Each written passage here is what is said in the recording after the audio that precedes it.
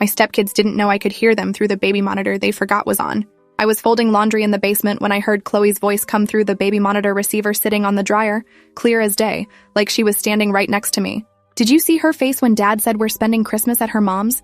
She looked like she was going to cry. Laughter followed, high and cruel. 17-year-old Chloe and her 15-year-old brother Nathan, my stepchildren for the past 3 years, talking in Nathan's room where we'd set up the monitor 6 months ago when their grandmother stayed over after her hip surgery. Nobody remembered to take it down. I stood perfectly still, a pair of my husband Derek's jeans in my hands, listening to my stepkids discuss me like I was some kind of intruder in their lives. Nathan's voice came through next. She tries so hard to make us like her. It's pathetic. More laughter. My heart hammered against my ribs.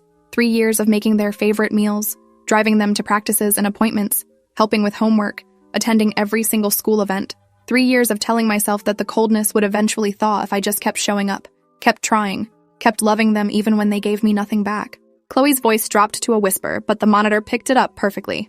Mom says we just have to hold out 2 more years until I'm in college. Then we can basically ignore her. Dad will choose us over her if we make him pick. Nathan said something I couldn't quite catch, then Chloe again. Are you kidding? She's not going to last.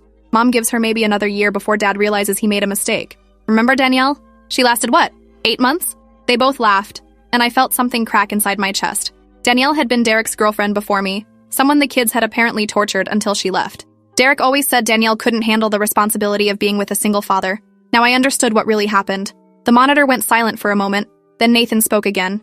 Did you plant the thing yet? Chloe's response made my blood go cold. Yeah. In her bathroom cabinet, Mom said to wait until after the holidays, then accidentally let Dad find it. He'll lose his mind. I stood frozen in the basement, Derek's jeans falling from my hands onto the concrete floor. What thing? What were they planning? I climbed the stairs slowly, my legs shaking, and walked into our bedroom. Derek was at work, wouldn't be home for another 3 hours. I went into our bathroom and opened the cabinet where I kept my toiletries. Behind my face wash and moisturizer, I found a small orange prescription bottle.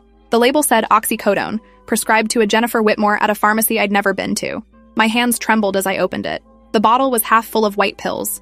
I'd never seen this before in my life. I stood there staring at the pills, understanding crashing over me in waves. They were going to make it look like I had a drug problem. They were going to plant evidence and let Derek discover it. Probably stage some intervention or crisis that would end my marriage.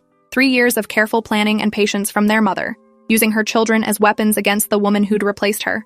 I heard footsteps upstairs and quickly shoved the bottle back where I'd found it, my heart racing.